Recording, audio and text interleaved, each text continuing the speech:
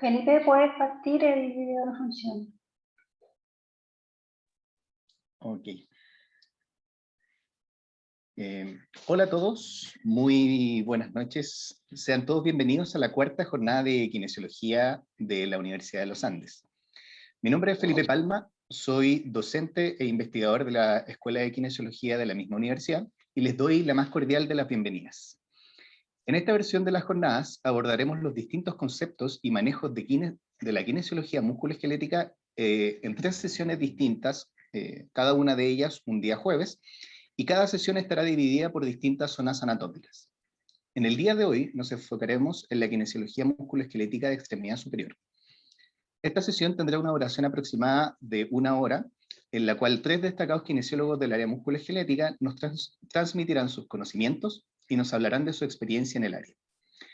Cada presentación tendrá una duración aproximada de 15 minutos y luego daremos paso a una mesa de preguntas, donde los expositores intentarán responder las distintas preguntas del público. Para esto, les pedimos que durante las exposiciones ustedes puedan ir dejando sus preguntas en la sección habilitada para eso, en el botón inferior de Zoom. Una vez finalizada la última presentación, además, se les hará envío de una encuesta de evaluación del webinar y les pedimos encarecidamente que puedan contestarla, ya que todas sus respuestas nos ayudarán a continuar mejorando este tipo de actividades. Sin nada más que agregar, comenzaré presentando a la primera expositora del día de hoy. Su nombre es Alejandra Araya. Ella es kinesióloga titulada de la Universidad Andrés Bello, diploma en terapia manual artro-neuromusculoesquelético de la Universidad de Chile. Alejandra posee formación en diagnóstico diferencial y terapia manual del complejo articular de muñeca y pulgar. Actualmente es kinesióloga de la Clínica Universidad de los Andes, parte del equipo de extremidad superior y docente clínica de la Escuela de Kinesiología de la misma universidad. Alejandra nos expondrá el tema Nuevos conceptos en el tratamiento de la tenorrafia de tendones flexores de la mano. Alejandra Araya, adelante. Muchas gracias, Felipe. Voy a compartir pantalla, porfa, si es que me puedes decir si está todo bien. Se ve todo súper.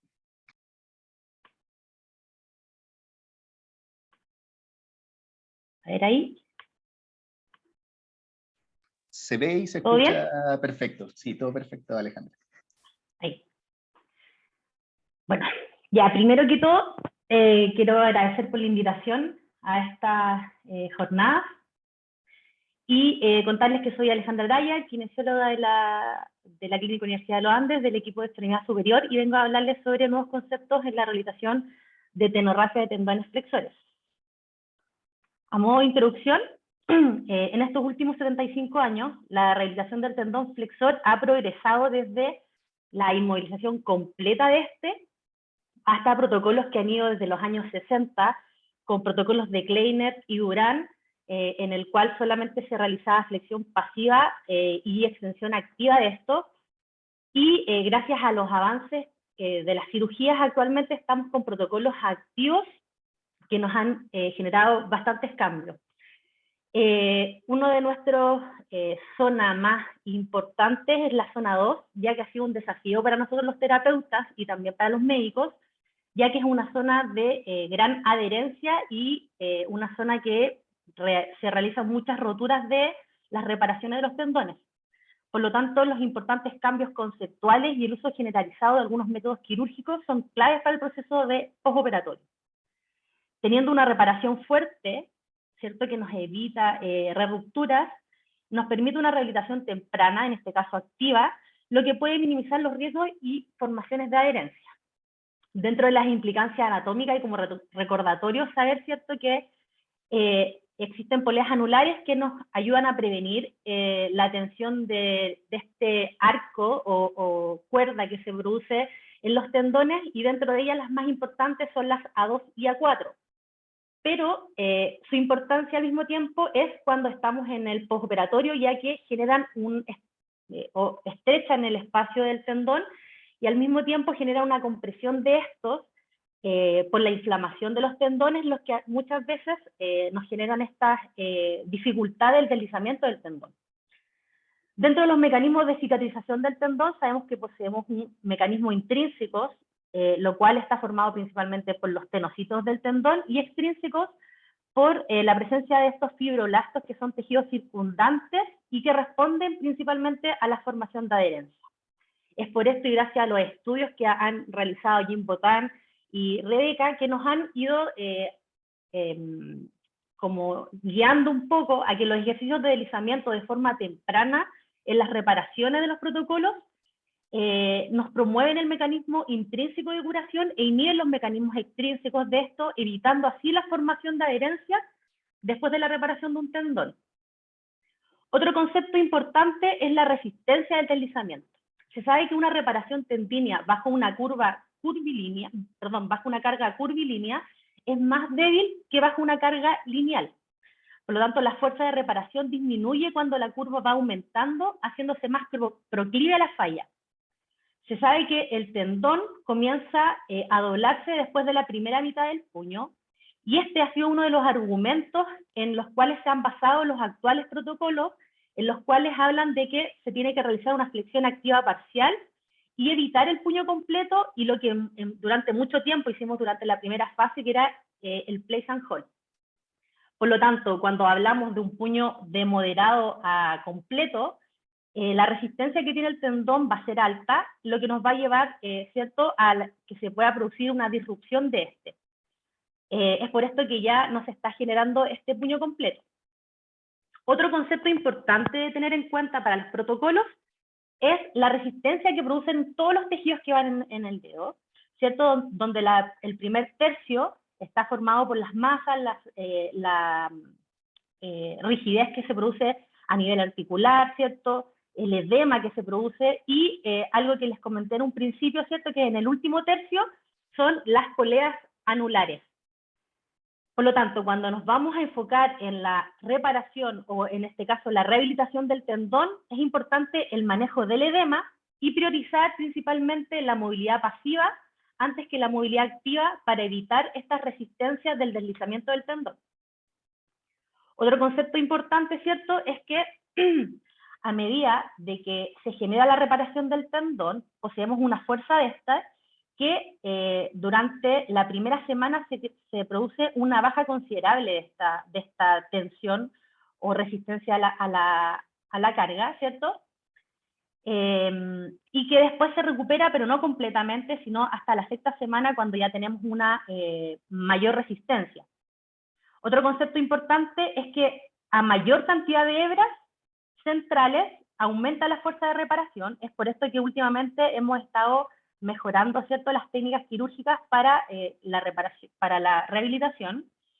Y si se suma a esto la reparación o la sutura epitendínea, esta fuerza aumenta entre un 15 a un 50%. Entonces, cuando tenemos la reparación de un tendón, ¿cierto?, sabemos que existen las de 2 hebras, de 4 y de 6.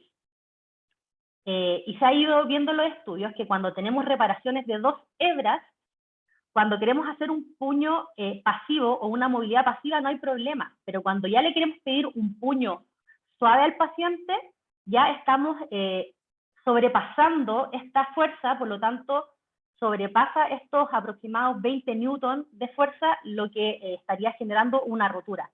Por lo tanto, los protocolos de 2 hebras principalmente generan un protocolo inicial más bien pasivo, hasta que después de la tercera semana, quizás al aumentar la resistencia a esta sutura, y ya en este concepto de cicatrización podemos aumentar la fuerza.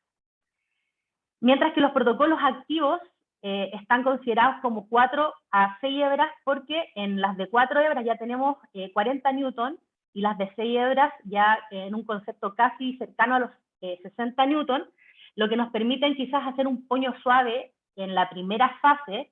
Recordar que esta es la fase, ¿cierto?, de inflamación, esta es la fase de donde se está generando la cicatrización, y ya 100% de la tercera en adelante es la resistencia del tendón propiamente tal con la que estamos trabajando. Otro concepto que se ha agregado últimamente es la técnica de operación de Walland, ¿cierto?, en que se han generado cambios notables de esto, ya que se genera una anestesia como los dentistas. Es una anestesia que no se requiere en pruebas operatorias, no se posee el dolor del torniquete, ya que este genera, ¿cierto?, una vasoconstricción periférica. El paciente está menos tiempo en el hospital y es casi como, como una cirugía ambulatoria. Se utilizan también menos como ropa de pabellón, lo cual disminuye también el concepto este de generar basura al planeta. Tiene la capacidad, ¿cierto?, el cirujano, al paciente de estar despierto, tiene la capacidad de poder hablar y de pedirle que movilice su mano, ya que no se genera una sedación de este. Esta técnica es basada en una solución en la cual tiene epinefrina, suero fisiológico, lidocaína y bicarbonato, que como les muestro acá, ¿cierto?, se van poniendo distintos pinchazos en el cual producen como una pequeña inflamación y esa vasoconstricción que se observa. ¿Y qué nos permite esto? Que el paciente intraoperatorio se pueda hacer esta prueba de deslizamiento donde se le pide el puño completo. Se evitan los conflictos de espacio de las poleas, por lo tanto, si es que vemos que hay alguna adherencia en alguna polea, actualmente está definido que para que el paciente pueda seguir moviendo, no haya conflicto del deslizamiento del tendón en la polea, se puede generar hasta un 50% de abertura de la polea, no generando este efecto de cuerda de arco, evitar la formación de gap, que principalmente se forma cuando el dedo va hacia la extensión, y lo mínimo que se puede presentar de gap son aproximadamente 2 milímetros, mejora la hemostasia y hay menos edema postoperatorio. Nosotros como clínica principalmente nos estamos guiando mucho sobre el concepto del protocolo de St. John, y acá él nuevamente da razones para evitar este puño completo, ya que con medio puño ya obtenemos suficiente profundidad de deslizamiento, entre 5 a 10 milímetros, siendo que lo mínimo que se necesita para evitar adherencia son entre 3 a 5. Con el puño completo, además, hay mayor riesgo de sutura tras el enganche, como se muestra acá, ¿cierto?, en la polea 4, que con un medio puño, sobre todo en el regreso de la extensión, y realizando puño completo, además, existe mayor trabajo y fricción con la polea, sobre todo en el último tercio, como les expliqué anteriormente, del puño, y con el puño completo sí se generaría una ruptura de este.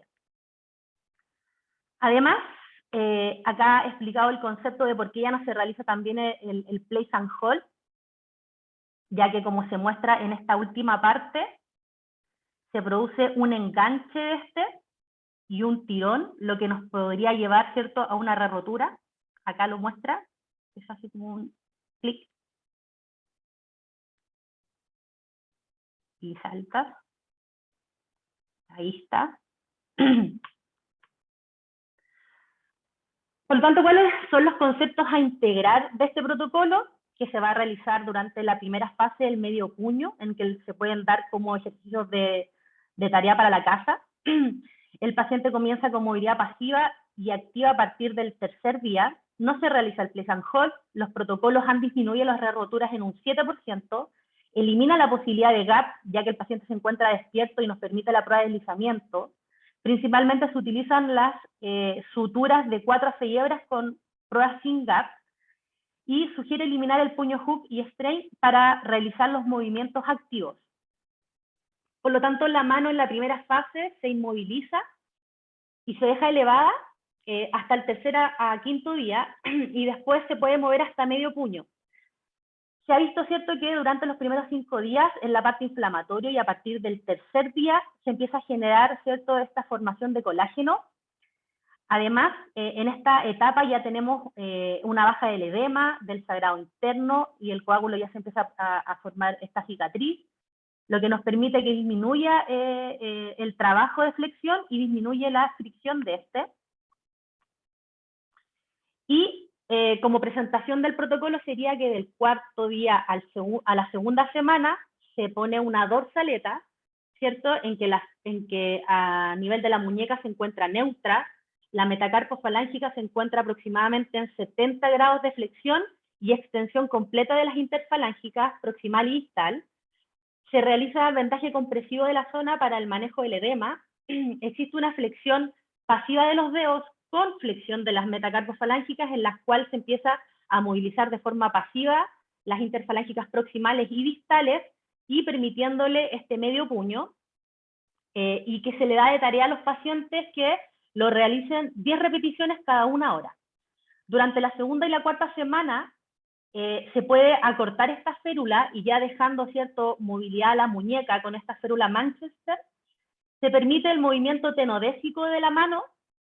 Este medio puño ya se puede permitir hasta puño completo y con una extensión de 45 grados de la muñeca, y se continúa, ¿cierto?, con la movilidad de las interfalángicas proximal y distal. Durante la cuarta y la octava semana, nosotros como clínica, por lo menos a la sexta semana, ya realizamos el retiro de la férula, pero acá hablan desde la cuarta a octava, el uso, ¿cierto?, ya de la mano para realizar actividades de la vía diaria de forma ligera, y a partir de la sexta semana ya se empieza a trabajar de puño completo a ejercicios con un poco más de resistencia. Y también se da como indicación que se puede realizar o utilizar una férula de extensión de dedos por la noche. Por lo tanto, a modo de resumen, los avances quirúrgicos a través de esta técnica tipo Walland, ¿cierto?, que nos permiten que el paciente esté despierto, nos permita realizar esta prueba de deslizamiento, que podamos evaluar si es que se produce o no enganches en las poleas, evitar la formación de los gaps, ¿cierto?, postoperatorios, y que haya menos edema postoperatorio.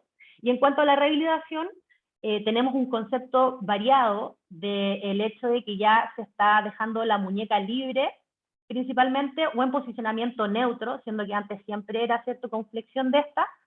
La movilidad se comienza a partir del tercer a quinto día, se comienza con un proceso de medio puño y ya no puño completo, y ya se tiene en retirada el place and hold.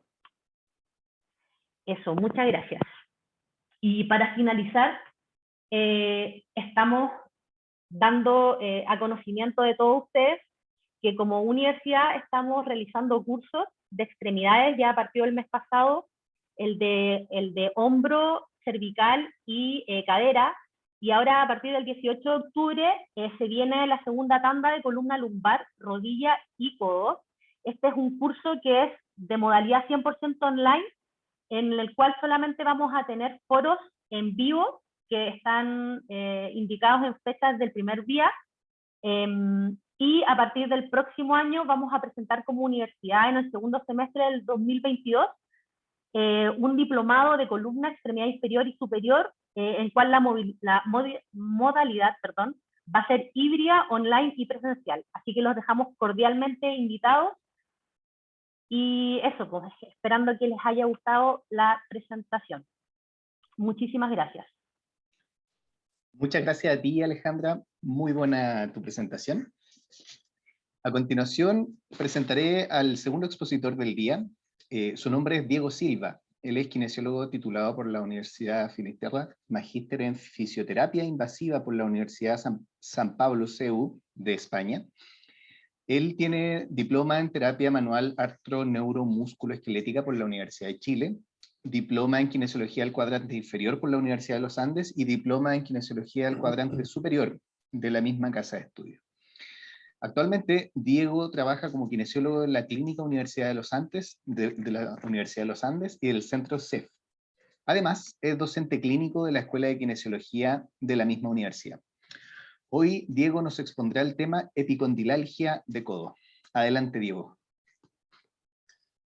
Muchas gracias, Felipe, por la invitación y también por la presentación. Voy a comenzar a compartir pantalla y te agradecería si tú me puedes corroborar que se ve.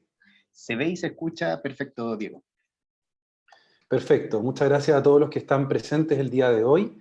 Voy a hablarles sobre epicondilalgia de codo y principalmente hacer una actualización respecto de algunos conceptos y técnicas de tratamiento que hoy en día se están utilizando para el manejo de esta entidad clínica.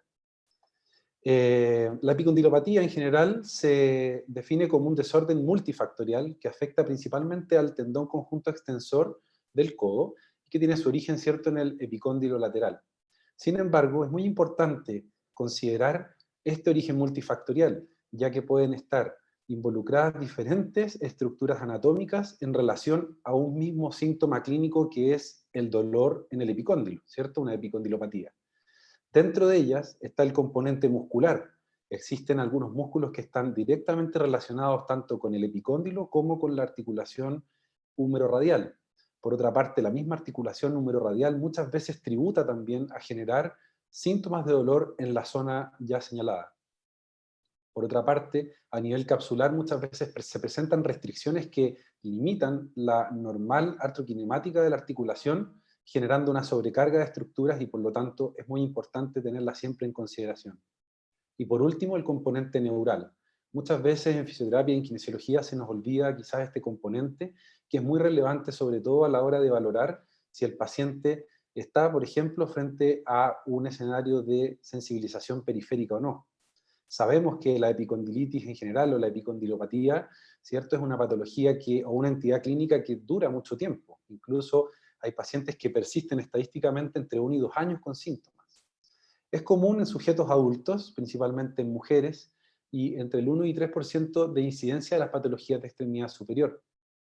Es una patología que se da principalmente por sobreuso, y quizás aquí es muy importante desmitificar esto del codo de tenista, ya que no solo le da a las personas que practican este deporte, sino también a oficinistas, personas que tienen que escribir mucho. Hemos visto en la pandemia cómo ha aumentado la incidencia de esta y otras patologías de extremidad superior, principalmente por el sobreuso y el mal uso tanto del teclado como del mouse de una estación de trabajo improvisada.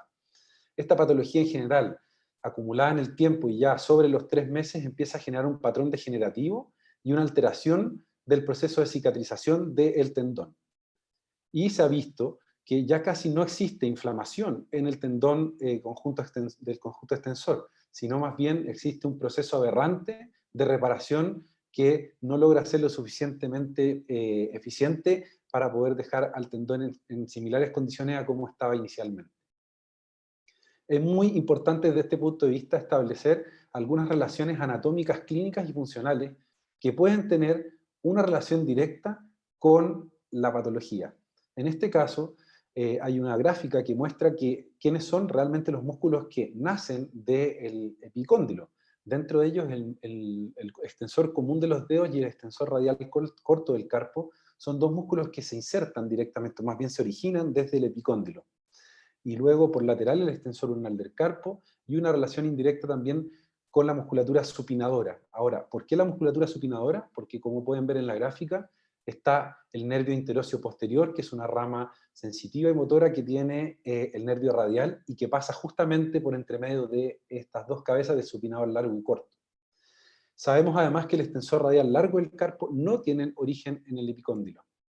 De tal manera que si vemos, por ejemplo, un corte transversal de la articulación a nivel del epicóndilo lateral, o del epicóndilo, valga la redundancia, podemos ver que la parte más profunda del epicóndilo está cubierta por el extensor radial corto, y la parte más superficial por el extensor común de los dedos. Que el extensor radial largo del carpo, como podemos ver en la imagen, no tiene una relación o una inserción directa con el epicóndilo, sino que pasa un poco más hacia proximal. Y que el músculo extensor ulnar del carpo sí tiene una relación indirecta o más bien lateral al epicóndilo. Ahora, si vemos, por ejemplo, un corte longitudinal, observamos, ¿cierto?, abajo el epicóndilo en sí, y las 2 inserciones, tanto del extensor común de los dedos como del extensor radial corto, que una es más profunda, mientras que la otra es más superficial. Por otra parte, el extensor radial corto tiene la implicancia clínica de que está relacionado directamente con la articulación húmero-radial, con su cápsula articular y también con el ligamento colateral lateral. De tal manera que este músculo, muchas veces al estar aumentado de tono, con una contracción o con una contractura sostenida, puede también generar síntomas muy similares a una epicondilopatía, sin tener necesariamente un daño, por ejemplo, en el tendón. Acá podemos ver cortes histológicos en donde se evidencia con mayor claridad, donde está el asterisco, cómo este extensor radial corto del carpo se relaciona directamente con esta cápsula articular y con el ligamento. Como decíamos anteriormente, es muy importante tener en consideración el recorrido que hace, en este caso, el nervio radial, en su recorrido posterolateral a nivel distal del húmero y posteriormente cuando pasa la articulación entre las cabezas del supinador largo y corto. Ahí es donde se produce una división de la rama motora y rama superficial, y esta rama profunda es la que muchas veces tiene un conflicto de espacio entre estas dos cabezas del supinador, es justamente la estructura anatómica denominada arcada de Froese. Por lo tanto, muchas veces también podemos tener un atrapamiento neural en la zona y es importante saberlo a la hora de establecer un diagnóstico diferencial. Obviamente, otro de los componentes que pueden tributar a esta patología es el componente tendíneo. Como ya sabemos, el tendón sufre un estrés repetitivo y por lo tanto se induce un proceso degenerativo que denominamos tendinosis, en donde se observan algunos cambios a lo largo del tiempo, como son la hipertrofia fibroelástica, desorganización del patrón fibrilar de colágeno, en algunos casos una hipervascularización que va asociada también muchas veces a aumento de la neoinervación. Y esto consiguientemente lleva a tener mayor dolor y una mayor sensibilidad en la zona, lo que denominamos, ¿cierto?, una hipersensibilidad y posteriormente una alodinia en el territorio. Otro de los componentes que no podemos olvidar es el componente muscular. Y no necesariamente me refiero a los músculos que están directamente relacionados con la articulación del codo, como ya veíamos el extensor radial corto o el extensor común de los dedos, sino también es importante mencionar que hay ciertos músculos que dan dolor a distancia, un dolor referido. En este caso se ha visto que el infraespinoso, la cabeza lateral del tríceps, entre otros, pueden generar un dolor referido hacia la zona del codo y no estar siendo necesariamente una epicondilopatía, es decir, un daño en el tendón. Por lo tanto, es muy importante hacer un screening completo de la extremidad superior para ver dónde puede estar relacionado con algún problema de codo. Todo esto sin dejar de mencionar, ¿cierto?, que la evaluación tiene que ser integral, en donde tenemos que también observar patrones de carga, ¿cierto?, patrones de también alimentación, cómo está siendo la calidad del sueño, si el paciente está haciendo o no actividad física, los hábitos en general que puede tener ese paciente en cuanto a hábitos alcohólicos, tabáquicos, porque claramente son factores que pueden o no generar una perpetuación de los síntomas en el caso de un paciente que ya lleva más de 3 o 6 meses de evolución. ¿Por qué digo todo esto? Porque al final del día, cuando evaluamos un paciente y creemos que todos los pacientes tienen una epicondilitis como tal, los tratamos de la misma manera. Y lamentablemente contamos con test ortopédicos que muchas veces tienen una baja sensibilidad respecto de si realmente estamos evaluando o no el tendón. Existen estos dos tests, que son el test de Motley y el test de Mill, que evalúan distintas cosas, pero tienen una especificidad muy baja, de tal manera que es muy importante hacernos la pregunta, ¿realmente todos los pacientes que tienen un dolor en la zona del epicóndilo tienen una epicondilitis o una epicondilopatía? ¿Podría ser que tengamos un paciente que tenga un dolor referido a distancia por una contractura muscular del infraespinoso o de la cabeza lateral del tríceps? ¿Podría ser a lo mejor que nuestro paciente tiene una alteración desde el punto de vista de las vías nociceptivas del territorio del nervio radial y nervio interóseo posterior y que esté generando una sensibilización o una alodinia en la zona, y que lo que haya que tratar entonces es la parte radial, o sea, la parte del nervio radial o la parte neural? Podría ser que tenemos una restricción articular, en fin. Es decir, como kinesiólogos nuestro desafío está ahí, en poder encontrar en cada uno de estos aspectos hallazgos que nos puedan permitir establecer un algoritmo de trabajo. Por lo tanto, es muy importante establecer un diagnóstico diferencial que no solo esté ligado a la parte imagenológica y diagnóstica médica, sino también desde el punto de vista de cuáles son las estructuras que pueden ir tributando a este dolor. Conocemos, ¿cierto?, dentro de estos diagnósticos diferenciales, el síndrome del túnel radial, que es lo que les hablaba un poco recién, una compresión que produce una neuropatía y que puede dar síntomas similares al de una epicondilopatía.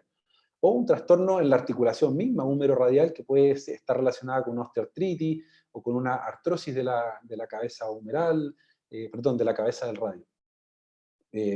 Obviamente hay otras entidades clínicas que se distancian un poco de la zona del epicóndilo, como son una bursitis olecraniana o síndromes del pronador, etcétera, que claramente sería más fácil de poder distinguir de que realmente no estamos hablando de una epicondilopatía como tal.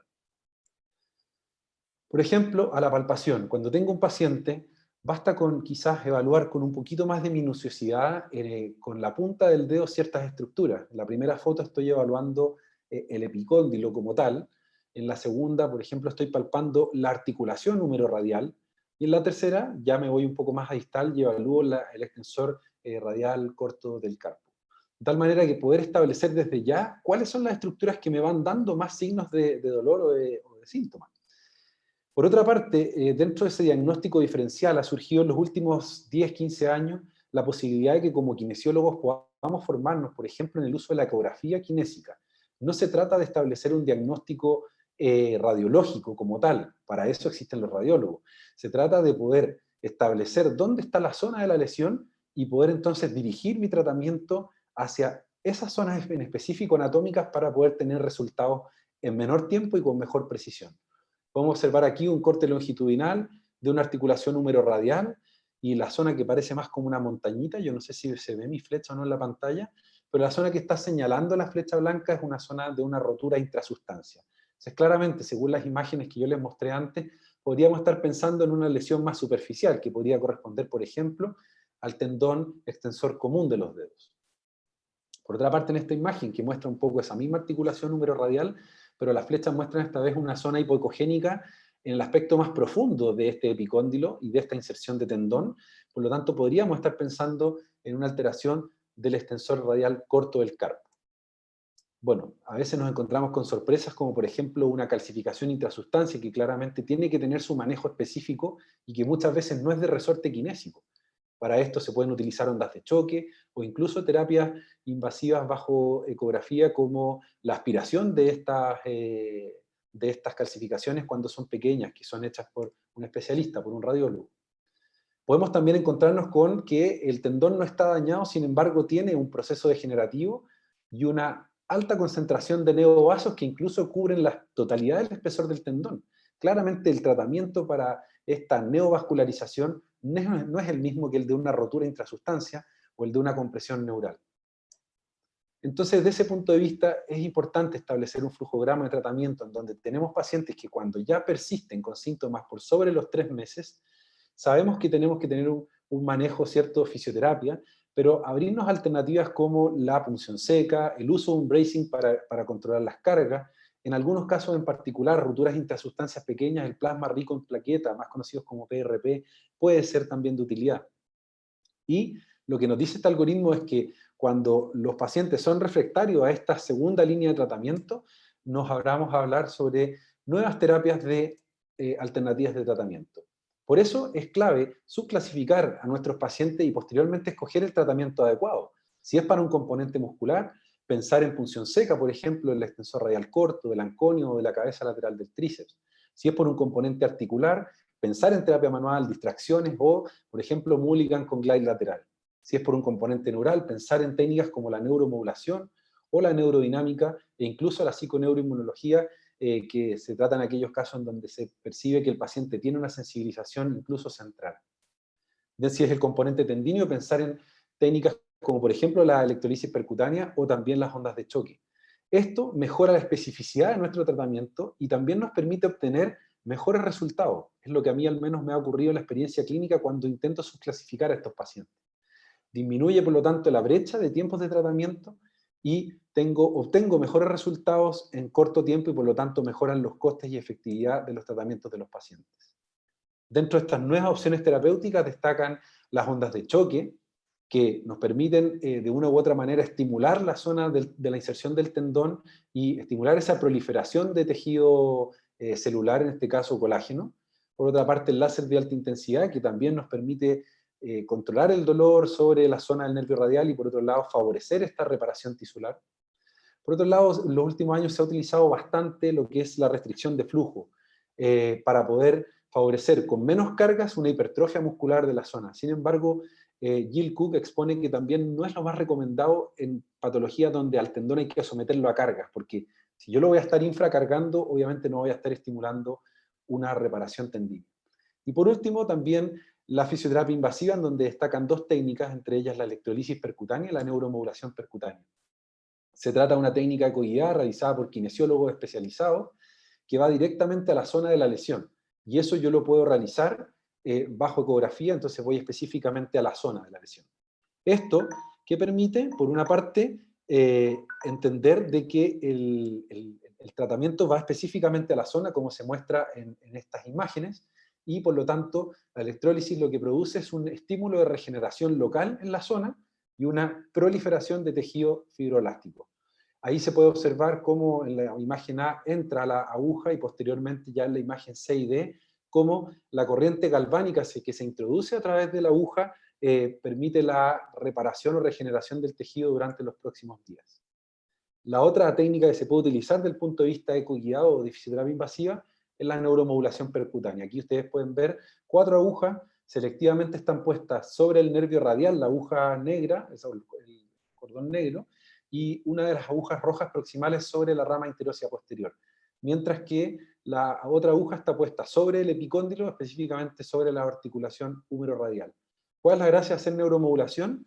Bajar esa hipersensibilidad, controlar los síntomas neurales cuando mi paciente tiene signos positivos de estos, y por lo tanto abordar ese componente neural que tantas veces dejamos de lado.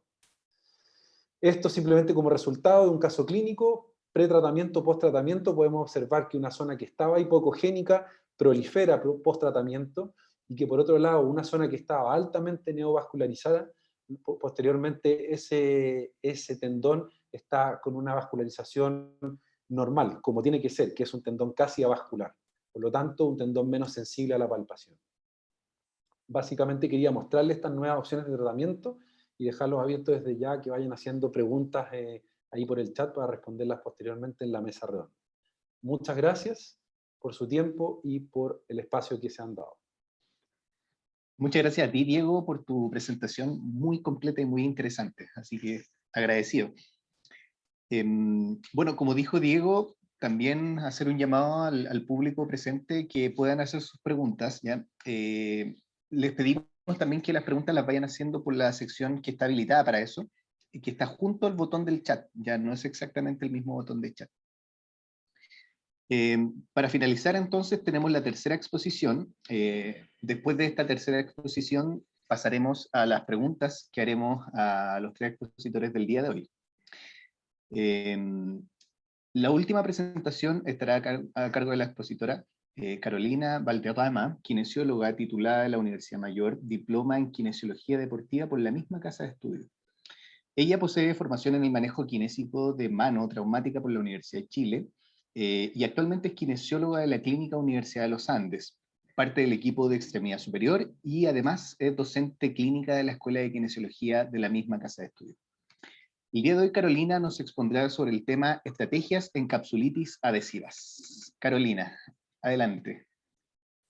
Muchas gracias, Felipe. Voy a compartir la pantalla.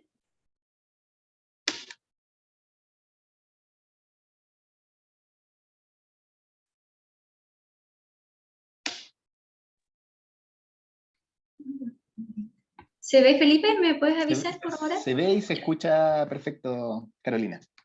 Ya, muchas gracias. Bueno, vamos a comenzar con esta presentación sobre capsulitis adhesiva de hombro. Y antes de comenzar, y a modo de una introducción, debemos recordar que la articulación del hombro se considera una articulación más móvil del cuerpo humano, pero también es la más inestable.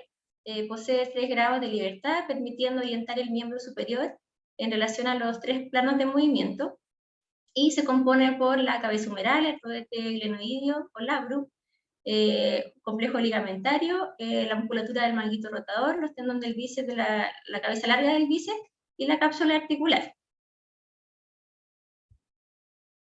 Cuando nos referimos a la estabilización de esta articulación, hay que tener en cuenta que esta articulación es una articulación muy incongruente, ya que las superficies articulares son asimétricas, existiendo un contacto limitado entre ellas. La cápsula articular y su refuerzo, en particular el complejo ligamentoso glenohumeral inferior, junto con el rodete glenoideo, son los mecanismos estabilizadores primarios o estáticos, y en relación a los estabilizadores secundarios o dinámicos, tenemos la musculatura del manguito rotador, y la contracción de estas fibras musculares se van a encargar de estabilizar la cabeza glenohumeral de esta cavidad glenoidea. La cápsula articular sabemos que tiene varias terminaciones nerviosas propioceptiva que van a estar captando las posiciones extremas de esta articulación, provocando la contracción simultánea de la musculatura del manguito rotador, estabilizando esta articulación. Un factor importante también que añade firmeza a esta articulación es el mecanismo amortiguador que entrega la articulación escapulotorácica. Este deslizamiento de la escápula por la pared torácica absorbe los impactos directos e indirectos sobre el hombro. La rotación escapular, al producirse una elevación del brazo, gracias a las fuerzas generadas por la acción combinada tanto de la musculatura del serrato anterior como del trapecio, va a permitir que la glenoides se oriente hacia la cavidad, la cabeza humeral, ampliando así el contacto entre estas superficies articulares.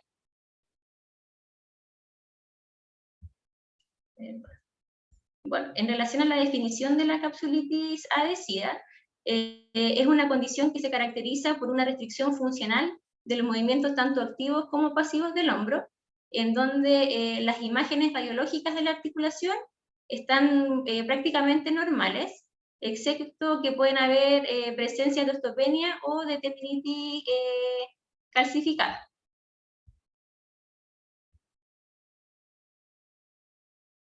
Las características de esta capsulitis adhesiva fueron descritas en primera instancia en 1872 por Dupley, quien describió esta condición como una periartritis escapulohumeral.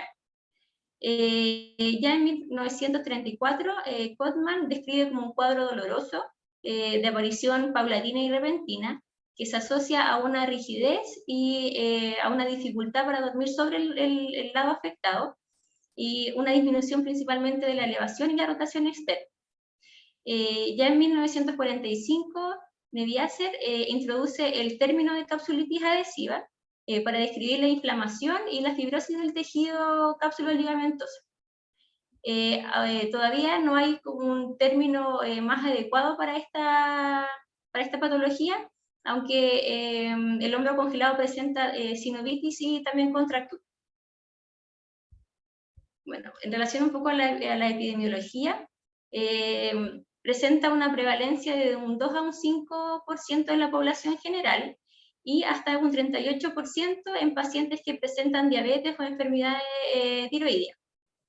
La diabetes va a constituir un factor de riesgo específico para esta patología, que afecta tanto en hombres como en mujeres, con un curso clínico más largo, mientras que las enfermedades tiroideas van a generar un factor de riesgo principalmente en las mujeres.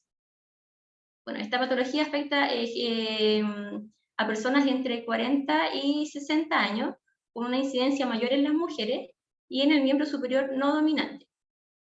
Su presencia puede aumentar el riesgo de desarrollo de esta patología en la extremidad contralateral hasta en un 34%, y la recurrencia en el mismo hombro está raramente descrita.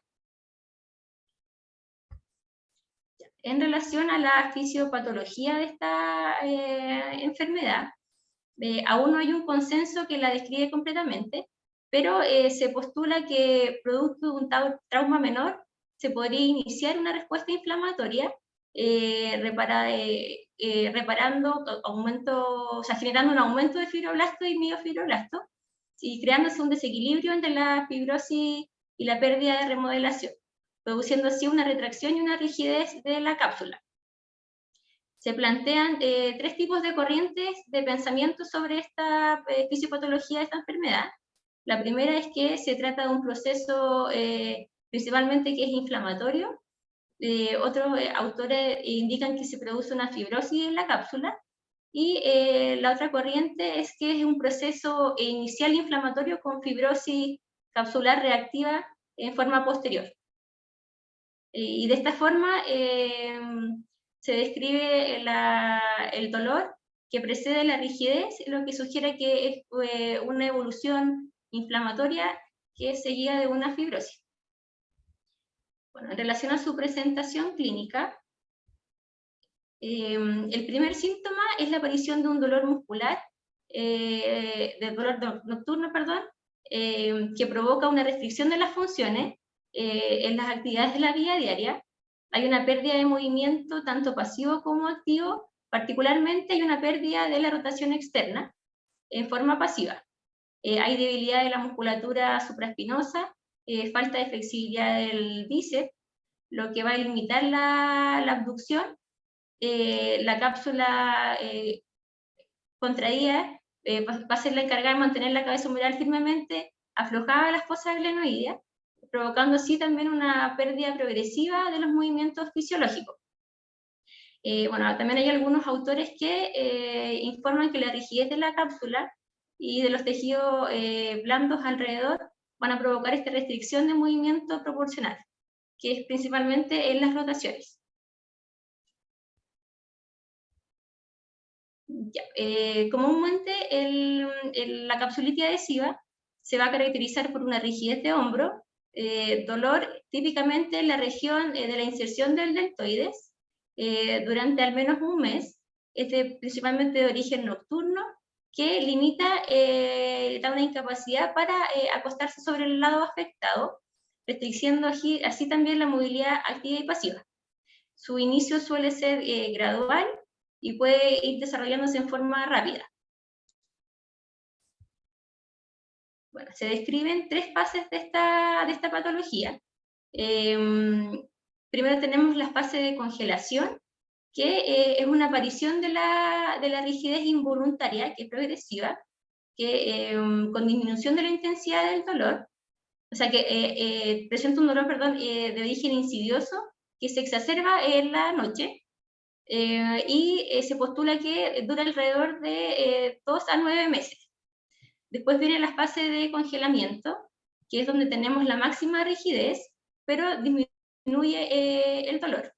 Tenemos también presencia de atrofia muscular y se postula que dura entre 4 a 12 meses.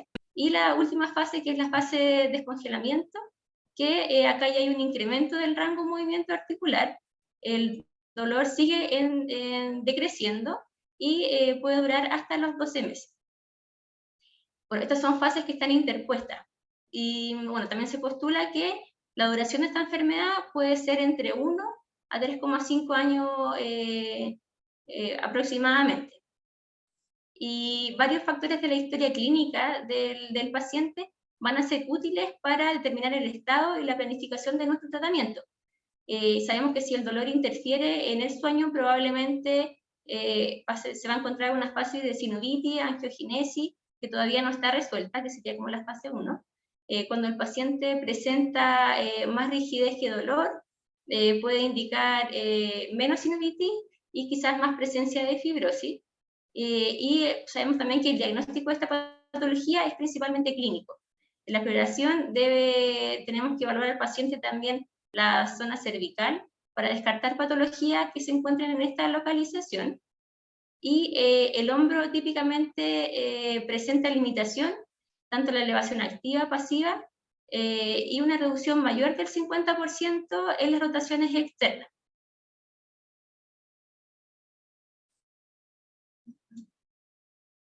Bueno, hay otros autores que describen 4 estadios de esta patología, que se describen ahí en la tabla, que van incorporando los estados artroscópicos del examen clínico y los hallazgos histológicos en los pacientes con esta patología. Acá encontramos las fases inflamatorias, la de proliferación, la de fibrosis y la de remodelación, que establece una correlación entre los hallazgos artroscópicos descritos por el autor anterior, que era Nivers, que planteaba los 3 estadios. Tenemos también que esta patología la podemos clasificar en 2 grandes grupos, que son origen primario, donde no sabemos la causa del origen de esta sintomatología, que se puede dar por desequilibrios hormonales, inmunológicos o biomecánicos, y la de tipo secundario, donde hay una etiología que es conocida y puede ser identificada. Por ejemplo, tenemos alteraciones intrínsecas, donde hay una limitación del rango asociadas a algunas tendinopatías o pinzamientos, extrínsecos, donde hay una alteración netamente de la articulación del hombro, ya sea con alguna lesión ósea, fracturas de húmero o de clavícula, y de origen sistémico que se puede asociar a patología, ya sea diabetes o hipotiroidismo.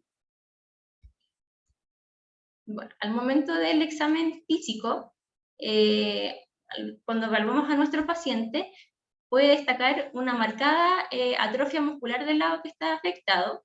Se desencadena un dolor que es más bien difuso, localizado de repente al palpar la zona de inserción del deltoides. Si hay un dolor que es focal, de repente se puede quizás pensar en otro tipo de patología.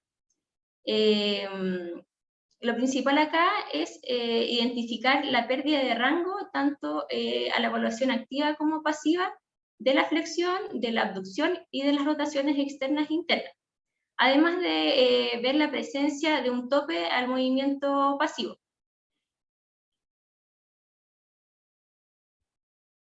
Bueno, es importante también identificar algunos diagnósticos diferenciales, que son otras condiciones que nos pueden presentar rigidez y dolor articular del hombro. Las principales son alguna artropatía acromioclavicular, enfermedades autoinmunes, tendinopatías del bíceps, discopatías a nivel cervical, osteoartritis glenumeral, algún neoplasma, o trastornos tanto del manguito rotador o una presencia de bursitis. Bueno, para esta patología tenemos dos tipos de tratamiento, que es el área conservadora y la quirúrgica. En relación al tratamiento conservador, un pilar fundamental es la educación del paciente, que es donde le vamos a describir las fases de esta enfermedad. En cuanto al tratamiento conservador, hay opciones que son farmacológicas, que son los AINE, que no tienen tanta evidencia bibliográfica que demuestren esta efectividad por parte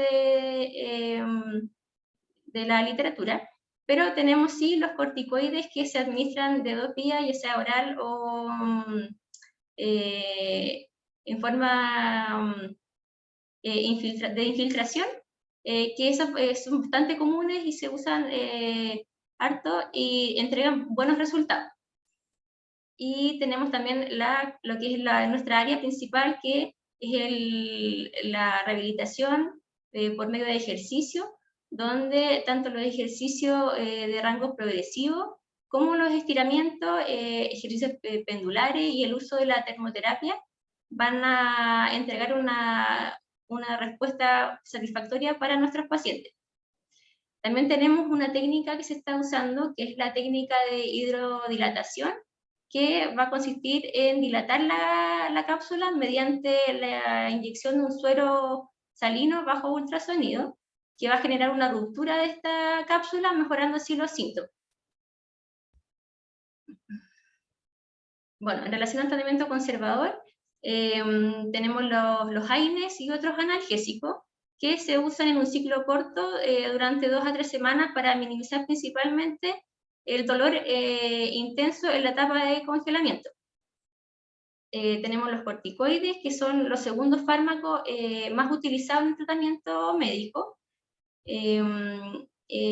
Los esteroides, los corticoides inyectables, son el método médico que se utiliza con mayor frecuencia para aliviar el dolor en la etapa de congelamiento. Tenemos la fisioterapia, que es una de las piedras angulares en este tratamiento del hombro congelado. En la etapa de congelamiento principalmente va a ayudar a aliviar los síntomas de dolor, va a evitar técnicas de movilizaciones agresivas, ya que hacer técnicas que provoquen más dolor en el paciente pueden exacerbar aún más el dolor y vamos a ir en un retroceso. Una vez que el dolor ya va disminuyendo o ya lo podemos controlar, podemos iniciar ejercicios de movilizaciones para ir recuperando gradualmente el rango de movimiento de nuestros pacientes.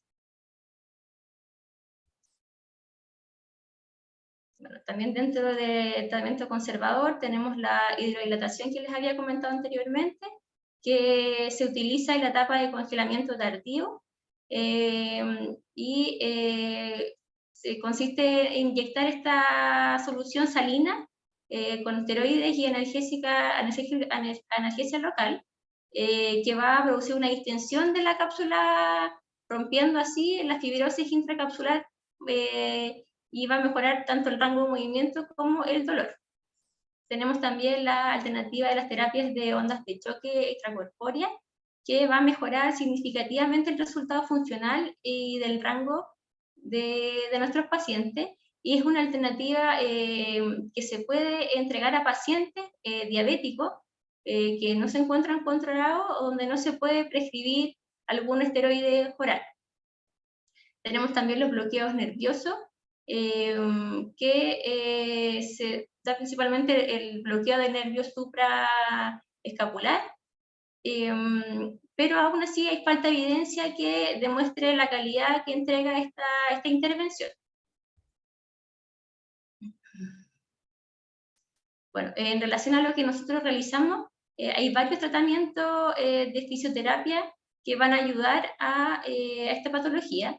Tenemos el uso de la termoterapia, de las estimulaciones, el TENS, ejercicios de rangos activo y pasivo, técnicas de movilizaciones articulares, técnicas de facilitación neuromuscular y programas que le entregamos alguna pauta de ejercicios a nuestros pacientes. Bueno, acá hay un cuadrito donde podemos ir viendo las intervenciones según las fases que se encuentra en nuestro paciente. En las fases de congelación, donde el dolor es mucho más severo, los pacientes se van a beneficiar mucho más frente a ejercicios de movilizaciones suaves dentro de rangos que son tolerados. Por ejemplo, tenemos los ejercicios de Gottman, que son los pendulares. Podemos realizar ejercicio en supino con alguna asistencia externa, con rangos de movimientos asistidos, y los ejercicios deben ser en rangos de movimiento de corta duración, ya que debe estar en un rango relativamente indolor. También los pacientes pueden realizar ejercicios de polea según sea su tolerancia, liberación y masoterapia en la zona de la musculatura cervical y escapular. Y es importante en esta fase no agravar la sintomatología dolorosa, ya que realizar maniobras muy agresivas, más allá del umbral del dolor, pueden provocar resultados inferiores en esta fase. Bueno, en la fase de intermedia, que es la de congelamiento, al igual que la anterior, podemos aplicar termoterapias superficiales para aliviar el dolor antes de realizar las movilizaciones. Se va a recomendar las rotaciones, antes de hacer ejercicios de rotación, hacer ejercicios de elevación, que van a ir en un rango de menos dolor. Aquí también podemos ir agregando ejercicios de fortalecimiento para aumentar la fuerza muscular. Podemos partir de contracciones isométricas hasta ejercicios con cargas externas. Y de la fase de descongelamiento, el paciente aquí ya puede experimentar un retorno gradual ya de su movimiento. Podemos realizar ejercicios de fortalecimiento, ya sea con cargas mucho más pesadas para él. Y eso, voy a mostrarles acá. Aquí hay unas imágenes de ejercicios de estiramiento con algunas ayudas externas. Tenemos los ejercicios también pendulares que también pueden realizar los pacientes en su casa, que son los ejercicios de Gottman. Estos ejercicios son utilizados como estrategias principales en los pacientes que van a presentar este hombro doloroso, principalmente en la etapa aguda, y se encarga de utilizar la fuerza de gravedad para distraer el húmero de las fosas glenoides y ayudando así a disminuir el dolor por medio de esta tracción suave y los movimientos oscilantes que van a entregar el movimiento de las estructuras articulares y del líquido sinovial. Bueno, acá también tenemos algunas imágenes de ejercicios de retracción escapular, estiramientos de la cápsula posterior y ejercicios isométricos en primera instancia. Bueno, en relación a lo que nos dice la literatura y la evidencia bibliográfica, tenemos este estudio que consiste en una revisión sistemática y metaanálisis del año pasado, que considera solamente estudios que son cualitativos significativos y se incluyen ensayos controlados aleatorios, y esta revisión nos indica que la fisioterapia parece ser recomendada en los individuos que se encuentran en una etapa primaria de esta patología. El ejercicio terapéutico se ha demostrado que es la técnica más eficaz en los resultados, tanto para mejorar la movilidad, la función y el dolor. Bueno, este otro estudio realizado el año pasado, también una revisión sistemática y metaanálisis, donde van a comparar 34 estudios con metaanálisis en comparación con pares y metaanálisis de red. Bueno, aquí los resultados que entregaban era que la fisioterapia asociada entregaba mejores resultados que el efecto placebo de esperar como una resolución propia de la patología. Los corticoides inyectados aplicados con fisioterapia versus los corticoides por sí solos entregaban también mejores resultados a corto y a largo plazo para mejorar el rango de movimiento y también mejorar la disminución del dolor. Presentaba también una descripción de la acupuntura más la kinesiología versus la kinesiología por sí sola, y acá no se encontraban diferencias significativas en relación al uso de la acupuntura con la fisioterapia para mejorar el dolor temprano a corto plazo y el rango de movimiento. Bueno, acá también entregaba un gráfico que mostraba que a corto plazo la distensión, o sea, el uso de corticoides tenía una mayor probabilidad de ser el tratamiento más eficaz, y la kinesiología era el tratamiento que presentaba, era el segundo que presentaba mejores resultados en esta fase de la patología.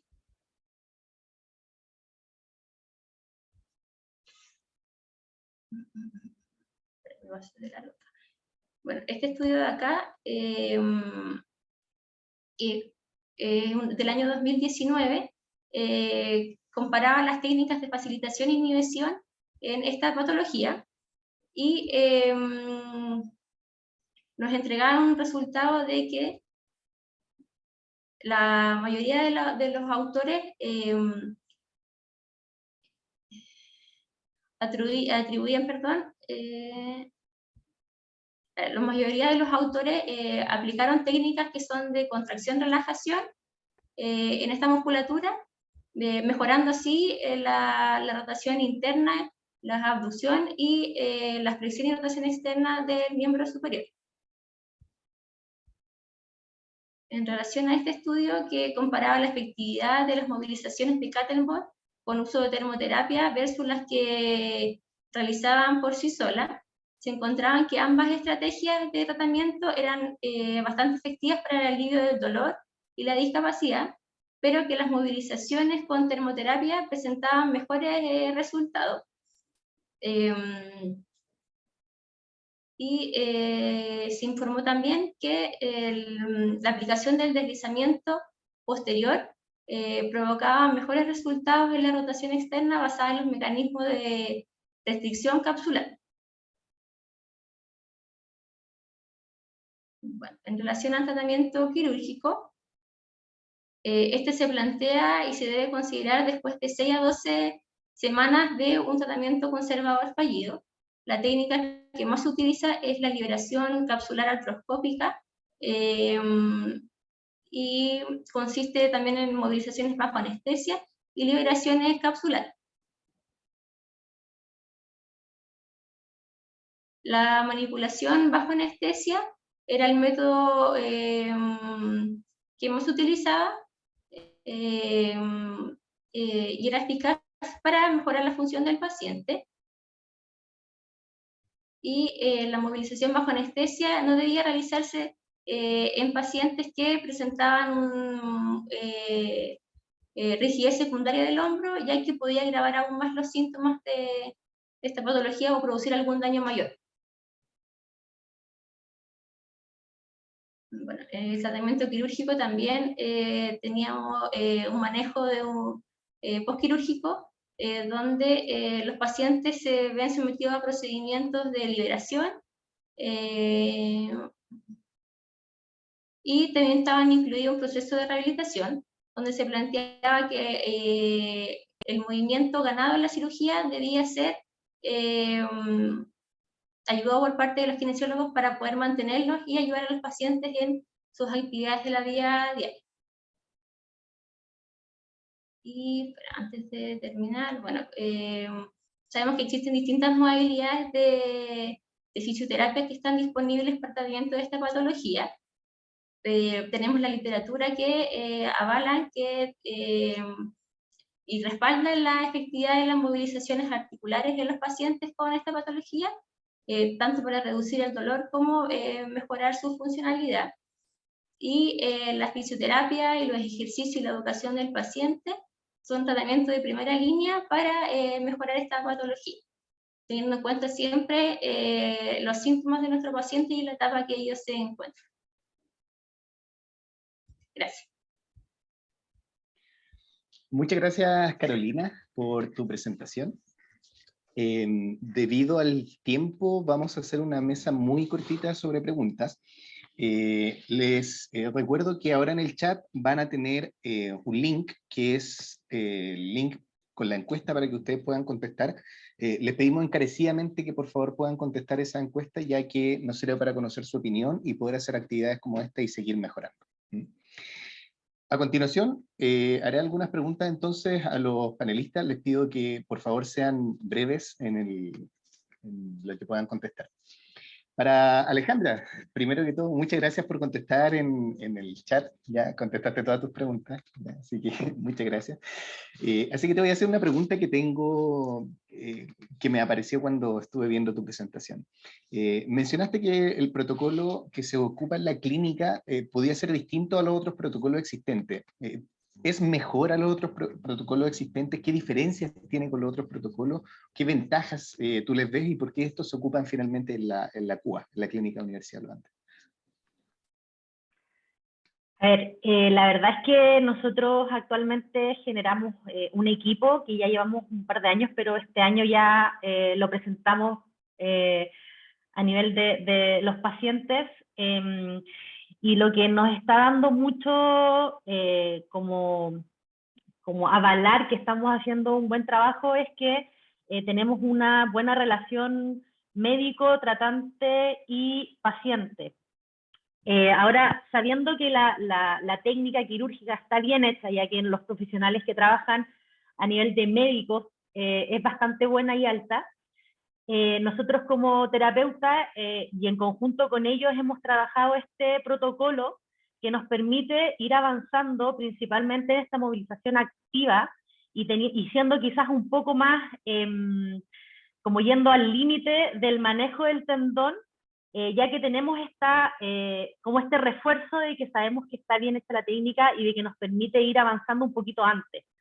Ahora, lo que se les sugiere y se les da como propuesta a los colegas que están viendo esta presentación es que si es que trabajan en una clínica, en un consultorio, en un hospital público, quizás puedan tener quizás un acercamiento a los médicos, puedan entrar a las cirugías para que evalúen cómo es el manejo de la lesión del paciente, y así también uno puede ir viendo que si la lesión es muy extensa, ya quizás no vamos a trabajar netamente con este protocolo, que es para ciertas lesiones quizás que no hay un gap tan grande, porque si el médico tiene que a lo mejor hacer un injerto del tendón o si el paciente tiene que, el médico tiene que hacer alguna cirugía quizás más grande, quizás vamos a partir por los otros protocolos que ya conocemos, ya sea pasivo o activo, sin este tratamiento que quizás ya la férula se ha ido cambiando. O sea, nosotros estamos evaluando la posibilidad desde la primera fase empezar a sacar quizás esta rigidez de la muñeca, y vamos a ir viendo también como un ensayo y error si estas propuestas que nos está dando la literatura nos sirve o no. Por lo tanto, nada, estamos tratando de darle la mayor posibilidad y la mayor ventaja, como están siendo hoy en día, así como las estrategias de los tendones extensores, que a través de una férula le permite desde el primer día hacer movilidad al paciente, ¿cierto? Estamos tratando de hacer este mismo avance con los tendones flexores. No por ello, viendo obviamente cada caso, dependiendo del paciente, pero a nosotros nos ha ido bastante bien con el N de paciente que hemos atendido hasta ahora, y esa es la propuesta para los colegas hoy en día. Eso. Muchas gracias, Alejandra. Si algún otro colega quiere contestar alguna pregunta que le haga a alguno de ustedes, es libre de hacerlo también por si acaso. Diego, bueno, también tú pudiste contestar algunas de las preguntas y noté por ahí que dejaste una en particular que querías contestarla de forma oral. Esta es una pregunta de Jorge Cavallari, que pregunta si es que los componentes de la epicondilitis en su génesis pueden darse consecutivamente o solo se consideran de manera individual como causa de la patología. Bueno, muchas gracias por la pregunta. Yo considero que al ser una patología multifactorial pueden coexistir una o más razones por las cuales se puede estar dando los síntomas de esta lesión o de esta entidad clínica, como me gusta llamar a mí. Es decir, no se trata de casarse con una sola, como estructuralizar el diagnóstico. Lo único que yo quise intentar con esta presentación es poder dar a conocer, o a lo mejor simplemente que nos acordemos de que existen múltiples estructuras que pueden tributar a un dolor de codo, en este caso en el epicóndilo, y que cada una tiene una función distinta y tiempos distintos muchas veces de reparación. De tal manera que, por eso decía que era importante discutirlo, porque creo que puede predominar siempre un sistema sobre otro, pero a lo mejor como el cuerpo humano es una red integrada, podemos tener uno o más sistemas alterados dentro de una misma patología. Es decir, efectivamente puede estar el tendón desestructurado, pero también a la vez tener una alteración sensitiva neural o incluso una alteración más del punto de vista de la inervación de esa estructura que hace que sea pobre finalmente en esta red colágena. Muchas gracias, Diego, por contestar la pregunta. Carolina, también tuviste hartas preguntas ahí en el chat. Yo seleccioné una, no sé si tú tienes alguna otra de las que te hicieron que te parece más importante, pero me llamó la atención la pregunta hecha por Giovanni Peche, que dice que ha leído que el diagnóstico de hombro congelado ya no existe. ¿Qué sabes tú de eso y si compartes también esa apreciación? Sí, mira, los últimos estudios que yo estuve leyendo tanto el año pasado como una publicación de este año, de julio de este año,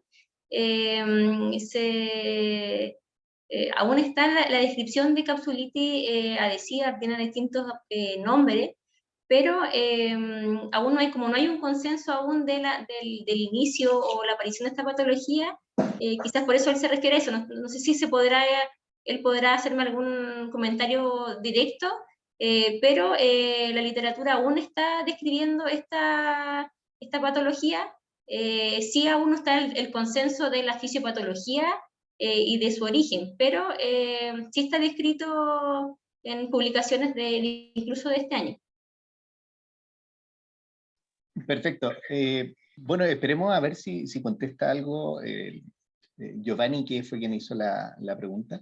Pero por mientras te hago otra pregunta de otra persona que plantea o pregunta en el fondo Camilo Tolosa, ¿bajo qué bases fisiológicas se fundamenta el efecto de las ondas de choque en un hombro congelado? Y acá las ondas de choque también fueron mencionadas por los demás expositores. No sé si los demás también pueden complementar. Carolina. Mira, lo que salía en la literatura del uso de las ondas de choque era como una alternativa para los pacientes que no podían utilizar los medios de corticoides esteroidales que iban a facilitar como la ayuda del retroceso de esta patología. Pero tampoco tenía tanta evidencia, pero sí lo recomendaban en pacientes diabéticos que no estaban controlados, que no podían tener ayuda de algunos medicamentos. Así que también como, por ejemplo, las patologías de la epicondilalgia, que también está como dentro del plan de tratamiento como una alternativa. Acá lo que lo describía principalmente era como una especie de una hidrólisis no tan invasiva, donde estas ondas de choque iban de alguna forma a producir esta como ruptura de la cápsula para poder generar un aumento de rango de movimiento y así disminuir el dolor.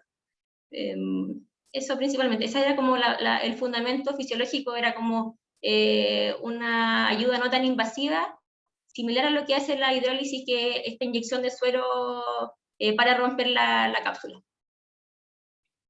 Alejandra. Sí, con respecto un poco a la pregunta que hace Giovanni, yo la verdad es que no he escuchado que no exista como diagnóstico del hombro congelado. Lo que sí, nosotros por lo menos en la clínica como equipo de extremidad superior, a lo mejor Diego quiera también dar un poco a conocer lo que nos ha pasado últimamente, es que a veces vienen mal diagnosticados y vienen con un diagnóstico de capsulitis adhesiva, siendo que el paciente quizás no presenta un patrón capsular propiamente tal, y netamente tiene una limitación de rango por contracturas musculares y asociado quizás a un síndrome de pinzamiento y que genera las mismas características de esta capsulitis adhesiva. Siendo así, eso sí no sería considerado una capsulitis adhesiva, pero nosotros actualmente sí estamos generando la recuperación de un paciente con la inflamación de la cápsula articular. Entonces, no he escuchado como que no exista, pero sí muchas veces viene mal diagnosticado por el médico.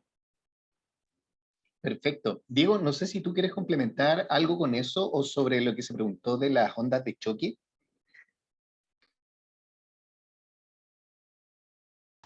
Perdón, ahí sí.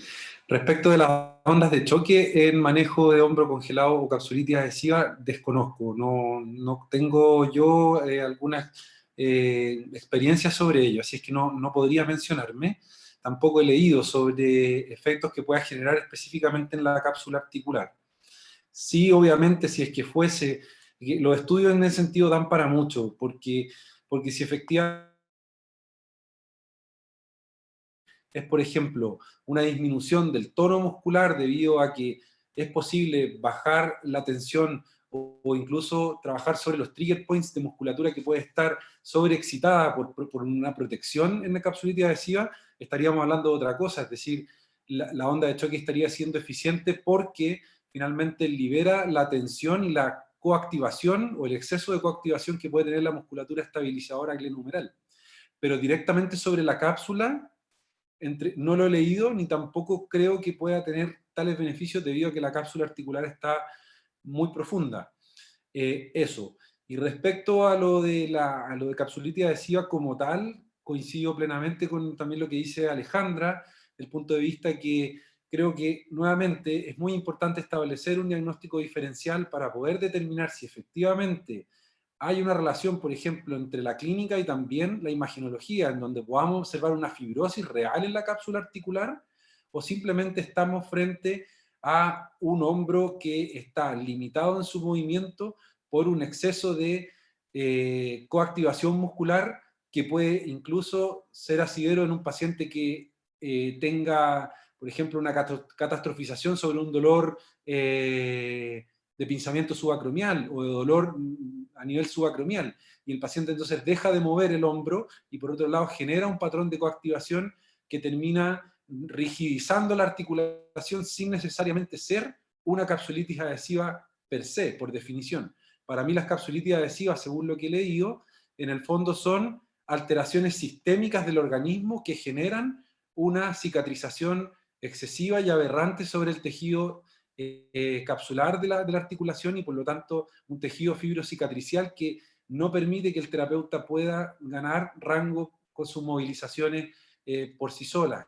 Y ahí es donde entran en tela de juicio todas las alternativas de tratamiento, hidrodisección, fibroartrolisis como cirugía, etcétera, etcétera. Entonces es muy importante establecer el estadio en que está esa patología, si es inicial, si es reactiva, si es que está más crónica, y si es que hay alteraciones estructurales o no, como si hay un engrosamiento capsular, o si netamente hay un patrón de coactivación que puede ser tratado con diferentes estrategias: terapia manual, masoterapia, punción seca y ondas de choque, entre otras.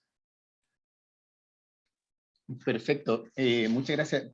Les voy a hacer la última pregunta, que quizá un poco más general. Entiendo que todos ustedes se dedican al tratamiento de extremidad superior, así que creo que todos podrían aportar de alguna forma. Hay hartas preguntas que hablan sobre el manejo quirúrgico de tratamientos de condiciones o patologías como el hombro congelado. Hay gente que pregunta si es que efectivamente cuál ha sido la experiencia de ustedes con eso, o incluso qué se puede hacer si es que, a pesar de haber sido operado un paciente, todavía presenta limitaciones en la movilidad. No sé si nos pueden ir contando un poquitito su experiencia. Carolina, no sé si quieres partir tú. Sí, mire, la experiencia que he tenido con fibroartrolisis o movilizaciones bajo anestesia, en un comienzo los pacientes presentan muchísimo dolor, que también eso va a provocar una restricción del movimiento, pero habitualmente los médicos los envían, el paciente se va de alta, lo envían rápidamente a la kinesiología para mantener ese rango de movimiento que ellos lograban en pabellón. Igual hay que hablar con el paciente, explicarle que igual hay un proceso inflamatorio posterior a esta intervenciones quirúrgicas, para que no tengan como esa sensación de que aún así están con esta restricción, pero en mi experiencia yo he visto buenos resultados. Fibroartrolisis y luego la kinesiología, ejercicio, pauta de ejercicio para la casa, uso de termoterapia, de TENS en un comienzo, y han tenido bastante buenos resultados. Alejandra, no sé si quieras complementar eso.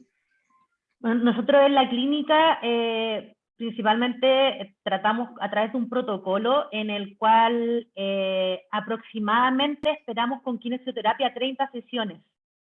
Si el paciente en 30 sesiones, en la primera fase, con un manejo de corticoides además, no hay una evolución o el paciente se frena y no logramos quizás avanzar con el tratamiento, recién ahí se evalúa la fibroartrolisis por parte de los médicos de hombro, y posterior a ello, obviamente que en la primera fase, los primeros 10 días, mientras está generándose la cicatrización de la cápsula articular, tenemos una movilización diaria por parte de algún colega de la clínica, y posterior a ello empezamos con el tratamiento de estabilización y manteniendo, ¿cierto?, para ganar el rango articular. He tenido casos de pacientes que no han evolucionado bien, son casos muy extremos y se asocian mucho a kinesofobia o pacientes que tienen quizás un concepto de dolor un poco alterado, o contextos psicosociales, ya sea en la casa, emocionales, que no me permiten movilizar tanto y se nos va el tiempo, ¿cierto?, de la reparación del tejido y genera más limitaciones. Por lo tanto, se crea este ciclo vicioso de dolor, rigidez, por lo tanto no avanzan. Pero han sido casos muy específicos y con esos ciertos rasgos. Perfecto. Diego, no sé si quieras finalizar tú con alguna, con tu visión sobre esto, o tu experiencia si es que has tenido. Muy de acuerdo con lo que acaban de señalar Carolina y Alejandra en general. La verdad es que insisto en la importancia de saber valorar al paciente en el momento en el que llega y cómo está. Y en base a eso, como kinesiólogos tenemos las herramientas para poder determinar las mejores estrategias. Y cuando nuestros pacientes son refractarios al tratamiento kinésico como tal, es importante considerar la alternativa quirúrgica, porque en mi experiencia al menos he visto cómo muchas veces les cambia la vida al paciente, porque hay una cápsula efectivamente muy rígida que no está cediendo a ninguno de los tratamientos, y no se trata de acelerarlos a todos. De hecho, he visto pacientes también que por acelerar el proceso realizan una cirugía, se hacen la fibroartrolisis y, un poco respondiendo a la pregunta de Florencia, empiezan al tiempo a generar nuevamente rigidez. Y eso es porque, tal como escribió Carolina, esta patología tiene una etapa progresiva que se va desarrollando a lo largo del tiempo. Por lo tanto, acelerar estos procesos no sirve de mucho si el cuerpo humano está diciéndonos otra cosa. Entonces, desde ese punto de vista, creo que es relevante entender la fisiopatología, los tiempos de tratamiento y, según eso, escoger las mejores estrategias terapéuticas. Perfecto, muchísimas gracias a todos los expositores, les agradezco por la presentación, el nivel de las presentaciones fue muy bueno, fueron muy completas, así que muchísimas gracias. Les pido también un poco disculpas a la gente que no pudimos contestar todas las preguntas, hubo muchas preguntas por parte del público, así que agradecemos todas ellas. Lamentablemente por tiempo no vamos a poder contestarlas, pero en futuras sesiones, ¿cierto? Intentaremos contestarlas en la medida de lo posible. Para aquellas personas que aún no contestan la encuesta, en el chat se encuentra el link, les pedimos nuevamente, ¿cierto?, que en lo posible puedan contestarla, ya que nos entrega información sobre su opinión sobre este tipo de actividades para que podamos seguir organizando más actividades de este tipo y podamos seguir mejorando. Así que eso, les vuelvo a dar las gracias, me despido y muchísimas gracias a todos. Nos vemos en la siguiente sesión el próximo día jueves. Muchas gracias, colegas. Hasta luego. Chao, Chao, muchas gracias. Que estén bien. Chao, Buenas gracias. noches.